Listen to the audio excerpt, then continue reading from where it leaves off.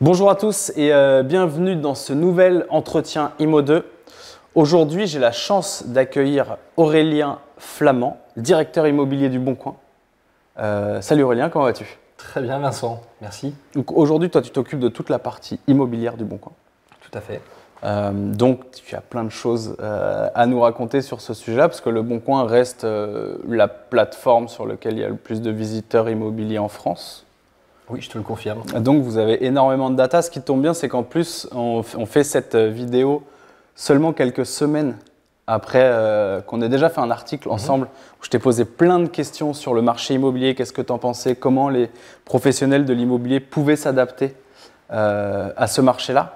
Du coup, ce que je te propose, c'est déjà de mettre à tous ceux qui nous regardent l'article dans la description pour que vous puissiez aller le lire parce qu'il y a plein de choses intéressantes dedans. Et ensuite, c'est d'aller un peu plus loin que cet article dans la vidéo pour essayer d'apprendre un maximum de choses dans ce marché qui va s'inverser. Donc, la première chose, c'est que à 2022, tout le monde pensait que ça allait être une année compliquée, mais finalement, ce n'est pas les retours que tu as. Alors récemment, j'ai encore lu un dernier article où il y avait débat sur Paris en tout cas, mais oui, les chiffres sont têtus et 2022, sur un échelon national, si tu regardes macro, restera une année très forte en termes de volume de transactions, puisqu'on va tourner autour du million.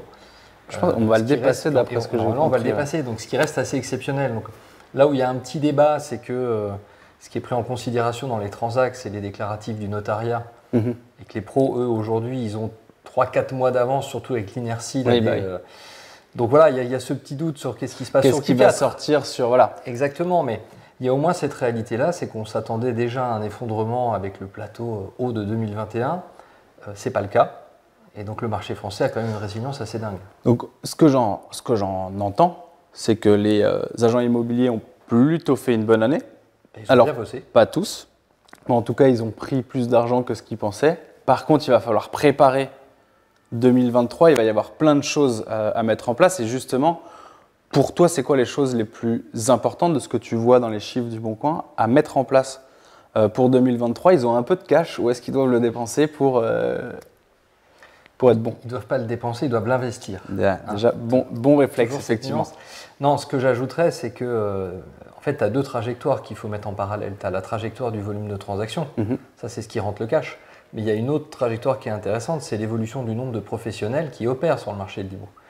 Et ça, tu as une réalité, c'est qu'en l'espace de 5 ans, le marché il a gagné entre 25 et 30% de pros en plus. Donc tout ça fonctionnait très bien tant qu'on était sur une dynamique de marché croissante.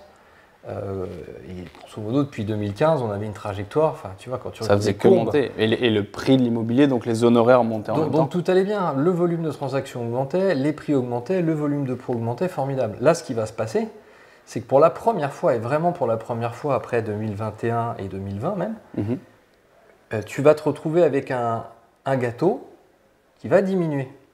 Le volume de pros va peut-être diminuer parce qu'il y aura peut-être de la casse, malheureusement, mais il va y avoir quand même une étape intercalaire où le vrai sujet, c'est comment je fais la différence. Et donc, comment il fait la différence, justement, le pro de l'immobilier? Alors, je ne vais rien réinventer dans ce que je te dis, mais tu as deux manières d'appréhender une situation de crise ou une situation qui se tend.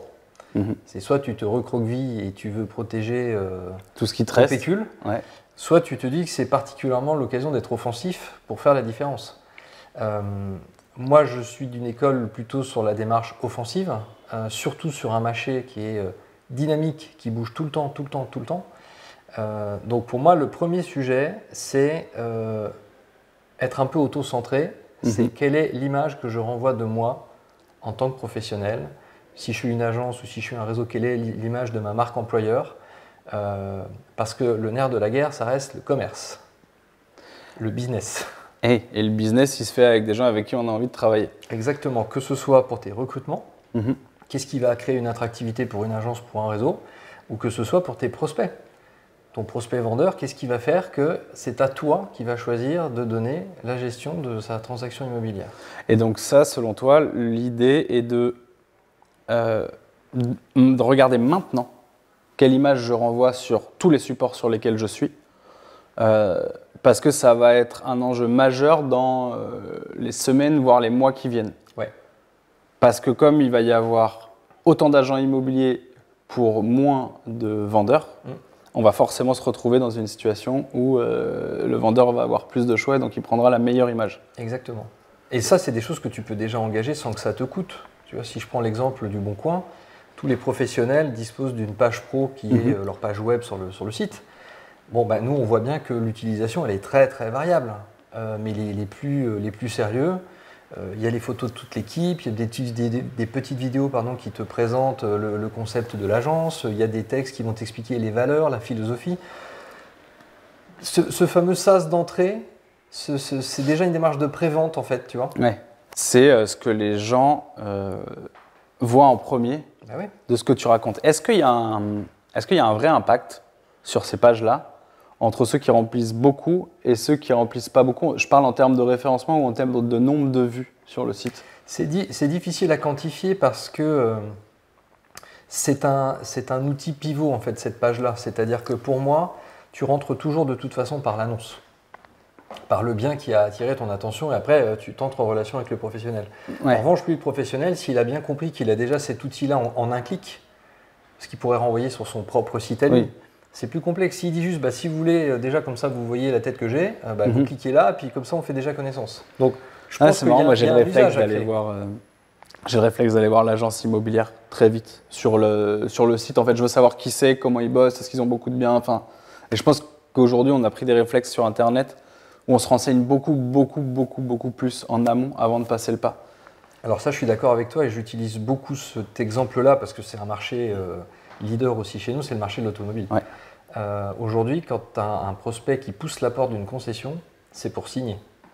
Ouais. C'est-à-dire que tout le travail en amont de qualification du besoin, de l'affinage, la couleur, la motorisation, il a déjà fait tout seul. Il n'a pas besoin de... Il a bien compris. Il n'a donc pas besoin en fait ce serait la catastrophe en fait, que tu cherches à le réorienter sur le mauvais produit. Et en fait, sur le marché de l'immobilier, ce moment-là, il a eu lieu justement pendant les confinements successifs. Ah, ok. C'est-à-dire que toute la problématique d'affiner le projet, de comprendre qu'en fait, il y a toute une partie du projet que je peux déjà faire de chez moi. Acheteur-vendeur. Ouais. Je peux le faire tout seul. Et en fait, on a déjà eu l'occasion d'en parler. Pour moi, l'un des principaux sujets, c'est un sujet conversationnel. C'est-à-dire qu'aujourd'hui, comment je change le mode conversationnel entre le professionnel et le particulier vendeur, que ce soit dans la temporalité de la mise en relation, la fréquence, sur quel type de service.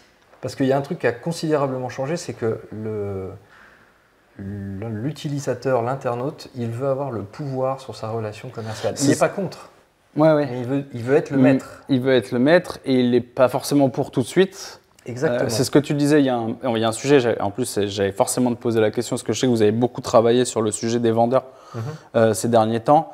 Et au final, on a beau se dire l'image de marque, c'est important et compagnie, c'est réel, hein, mais le vrai sujet qui va intéresser le professionnel de l'immobilier, c'est comment je rentre des mandats et comment j'arrive à transformer des mandats mieux et plus vite que les autres. Et peut-être même plus facilement, entre guillemets, c'est-à-dire moins me casser les dents sur des choses qui sont compliquées, sur lesquelles je perds du temps et accorder mon énergie au bon endroit pour être plus performant que mes concurrents.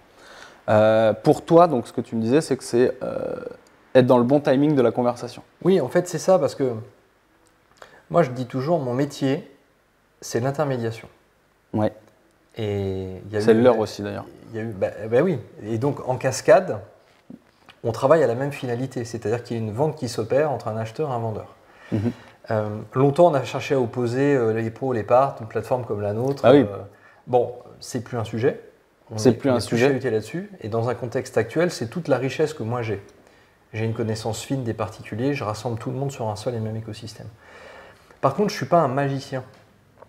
Moi, mon métier, c'est de fabriquer des outils qui vont optimiser les chances de succès, qui vont fluidifier la mise en relation. Et c'est vrai que je ne suis pas le seul à avoir proposé des produits sur le marché. Tout est une question de juste promesse. Ce qui est certain, c'est qu'aujourd'hui, moi je le sais, sur ma plateforme, 80% des vendeurs particuliers vont déposer leur annonce sur le Bon Coin. Ok. Voilà, ça je le sais. France entière, c'est ça? France entière. Ok. Et le deuxième point que je sais aussi, c'est que 60% de ces gens-là vont finir par passer par un professionnel. La question, c'est comment moi, je peux faire en sorte que ce mariage se passe de la manière la plus pertinente possible, la plus efficace possible. Et donc aujourd'hui, quand on essaie d'itérer comme ça sur des produits de ce qu'on appelle notre gamme vendeur quelque part, c'est de se dire, ok, Je sais brancher des tuyaux, je sais provoquer la mise en relation, mais ça ne suffit pas. Parce que c'est tout le charme du marché de l'immobilier, c'est qu'il y a le facteur humain, il y a le non rationnel. Hein. Dans l'article, je parle de fausse barbe. Tu as le particulier qui passera par une agence, mais au moment où tu l'appelles, il va te dire qu'il ne veut pas passer par une agence. Ouais.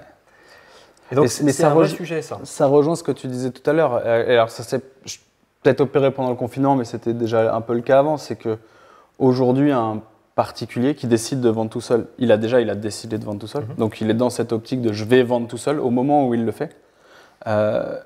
Et surtout, il a la capacité à se renseigner, à creuser et à prendre sa décision par lui-même. Et au moment où il sera prêt, par contre, le premier professionnel qui va l'appeler va le transformer. Est-ce que c'est ça ta vision ou est-ce que tu as une approche un peu différente? En fait, je pense qu'on se voit toujours un peu plus beau qu'on ne l'est. D'accord? Donc, le premier indicateur que regarde un particulier vendeur, c'est l'économie qu'il va faire sur une commission d'agence.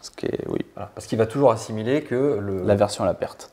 L'argent qu'on lui demande n'a pas de valeur, parce qu'il n'est pas conscient de toute la valeur ajoutée que peut lui apporter un professionnel. J'ai le même problème. Hein. Quand je vends des services aux professionnels, on n'est pas toujours d'accord sur la valeur de mon service. Ouais. Moi, je reste convaincu que dans un marché qui se complexifie de plus en plus, y compris sur le cadre légal, sur les normes, tu vois, le sujet du DPE, c'est quand même quelque chose qui est extrêmement complexe. Et on n'est qu'au début. Et on n'en est qu'au début. Et les particuliers, je pense qu'aujourd'hui, ils sont à des kilomètres de supposer leurs obligations et les risques qu'ils encourent s'ils ne respectent pas ces obligations. Professionnel, aujourd'hui, c'est là où il a toutes ces opportunités. Tu vois, on parlait de formation tout à l'heure. En cascade, je pense qu'un pro, il faut qu'il soit parfaitement conscient de tous les sujets qu'il doit parfaitement maîtriser pour faire valoir sa dimension conseil quand il adresse un particulier. Et c'est vrai que souvent, et c'est de bonne guerre, on est tout de suite au cœur du sujet, le business. Combien tu vends, combien ta com. Mais avant de parler de ça, il faut parler de quoi? C'est ce que j'appelle un peu l'avant-vente. C'est pour ça que je te dis comment tu engages le conversationnel. Je dis n'importe quoi, mais aujourd'hui, tu adresserais un particulier, non pas pour lui dire « j'ai vu que vous aviez un bien à vendre, je me propose de… » mais en questionnant sur l'ensemble des éléments qui font une vente ou des prérequis autour du DPE pour que le particulier soit déjà dans le doute. Oui, même tous ces sujets-là. Et même aller aller plus loin, de lui dire tiens, en fait, sache que je te donne de l'information. Donc moi, je suis un professionnel. J'ai vu que tu vendais sur mon secteur. Du coup, je le donne à tous les gens parce que je sais qu'en ce moment, tout le monde n'est pas forcément au courant. Tu as toutes les informations, là, c'est résumé ce qui va se passer. Et effectivement, tu peux commencer à créer le doute et tu passes pour le… Je suis d'accord avec toi. Et puis, j'en parlais tout à l'heure, c'est qu'il y a un rapport avec l'initiation d'une conversation qui a changé, et ce sera définitif avec les jeunes générations. Les jeunes générations ne se téléphonent pas. Ouais. Moi, je suis très difficile à voir au téléphone. Et on ne se laisse pas de messages. Et on n'écoute pas les messages qui pourraient arriver. Donc, il y a une interaction qui est différente, qui est fluide, mais c'est du WhatsApp, c'est du SMS. Et donc, là encore, je pense qu'il faudra reconsidérer la manière dont tu peux adresser un prospect vendeur en utilisant des messageries, en utilisant un écrit qui peut te permettre en plus de soigner, de bien structurer ton propos. Et là aussi, nous, on doit être force de proposition là-dessus pour nos clients. Et c'est quelque chose que vous analysez, vous? Parce que ce que tu disais dans l'article, c'est que le plus gros reproche qu'on fait au Bon Coin en tant que particulier, c'est le fait d'être harcelé dès qu'on dépose une annonce. Harcelé par téléphone, j'entends. Et par les professionnels. Essentiellement par téléphone, parce que le mail, d'où cet espace vide à combler, le mail reste une communication froide. Ouais. Tu vois le mail qui tombe, ça ne t'intéresse pas, tu vires. Et si ça t'intéresse, tu peux lire et donc on peut commencer à rentrer dans le processus de je vais peut-être passer par un pro parce que c'est plus compliqué que ce que je pensais. Exactement. Et puis dans l'entre-deux, effectivement, tu as ces canaux de communication type messagerie dont on dispose aujourd'hui et qu'on va progressivement probablement ouvrir. Là, on va faire quelques tests sur un échantillon. Mais moi, mon enjeu, c'est que ça ne redevienne pas le festival, si tu veux. Ouais. Et c'est pour ça que surveiller ce qui s'y passe et comment ça s'y passe, c'est pas pour fliquer ou pour empêcher d'eux. Moi, je le répète tout le temps, mon métier n'est pas d'empêcher un professionnel d'adresser un particulier. C'est de m'assurer qu'il le fasse dans les meilleures conditions pour les deux parties. Ton métier, c'est de faire en sorte que les particuliers et les professionnels, ils restent sur ta plateforme et qu'ils y trouvent leur bonheur. Bah oui. Et du coup, tu parles de prospection vendeur, c'est ça, c'est le dernier outil que vous avez sorti. Dans l'article, je vous invite à aller lire l'article où c'est très bien expliqué justement, où il y a une maîtrise des timings et du bon moment pour réussir à transformer le particulier de la meilleure des manières et le mandat, et que ça va être très très important d'être bon sur ces sujets-là dans les mois qui viennent. Je vais partir sur un autre sujet parce que malgré tout, on parle beaucoup de transactions dans l'immobilier. Et quand le marché se resserre, au final, c'est pas mal le marché de la transaction qui se resserre. Est-ce que tu as la même sensation? Parce que vous faites aussi beaucoup de gestion locative. D'ailleurs, ça représente quelle part entre la transaction et la gestion locative chez vous? Les contenus, quand tu dis la gestion locative, c'est les annonces de location. Oui, les annonces de location. Les annonces de location, ça doit être 15%, je crois, de nos contenus. D'accord. Mais je suis d'accord avec toi. Ça tourne plus vite aussi. C'est un vrai sujet, en fait, parce que et puis au final, c'est la personne qui veut se loger qui trinque. Mais nous, on a vu qu'en l'espace de 2 ans, le contenu locatif a baissé de 25%. C'est dû à quoi? 11% par rapport à l'année dernière. Paris, tu dois être à moins 17% en 1 an. Bah, c'est dû à quoi? C'est dû à le neuf qui sert à alimenter pour les investisseurs qui cherchent à faire du rendement locatif. Bah, en ce moment, il est à l'arrêt, on y reviendra peut-être. Donc, tu n'as en tout cas pas ces livraisons-là qui te permettent d'avoir un stock de biens en location.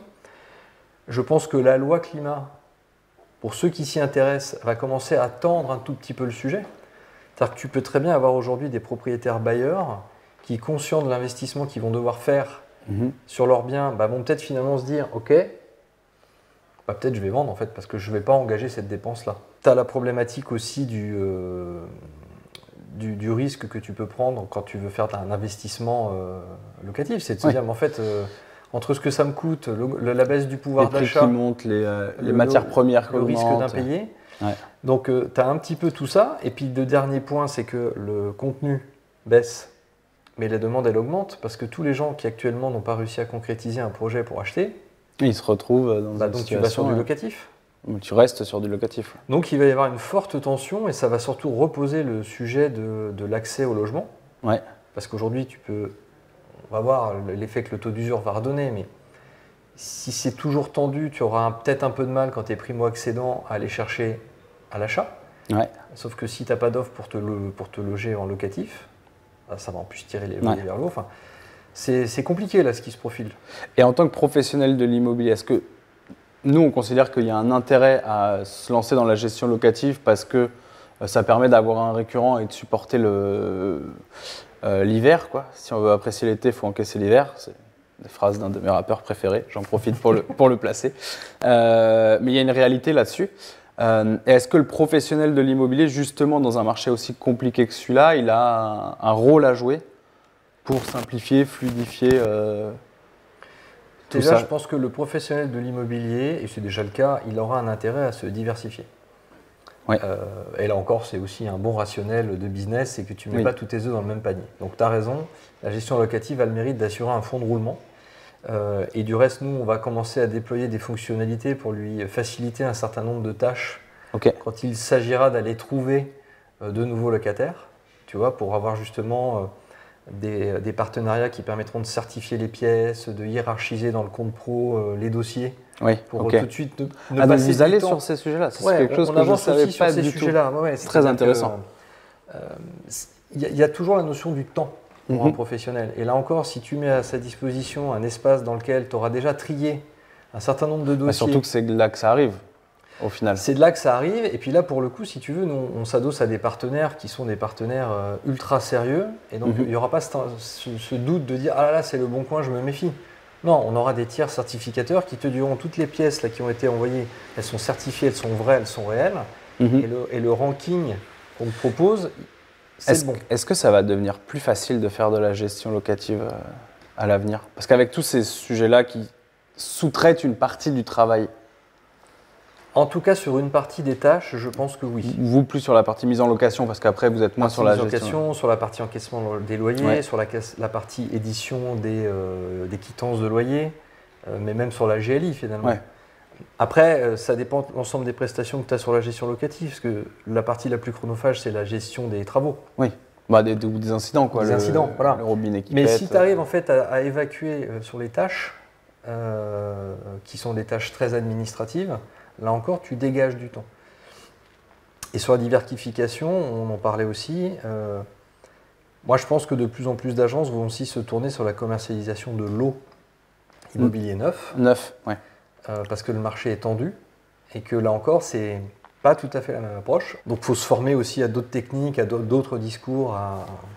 Mais est-ce que le marché du neuf, il est aussi en train de se tendre? Parce que là, aujourd'hui, ce que tu me disais dans l'article, enfin, juste avant l'enregistrement et dans la partie de l'article qu'on n'a pas écrit et donc dont on peut traiter le sujet maintenant, c'est qu'il y a une augmentation des prix, une augmentation des matières premières et des gens qui n'ont pas forcément les moyens, avec l'inflation, avec la remontée des taux et compagnie, de s'acheter ces biens-là.